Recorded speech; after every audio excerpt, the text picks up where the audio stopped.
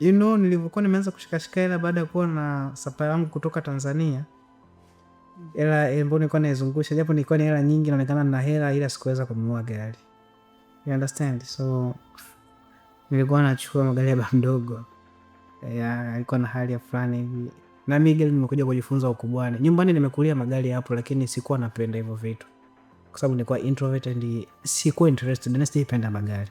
Yaani nilipofika chuo, baada ya kushikashika hela unatakiwa uende sehemu fulani, labda uende Hyatt Regency na labda date night.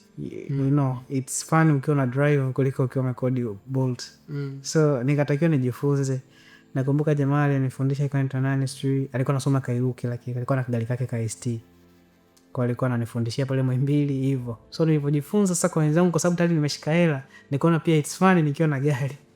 Kwa nikawa naendesha gari la mdogo hivyo, japo naligongesha nini hivyo. Kwa nilipomaliza sasa sikuenjoy sana, kwa yaani nikataka sasa na mimi I should have mine. Umeelewa?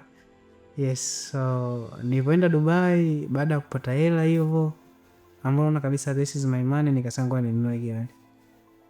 Nikaenda showroom nikachagua gari.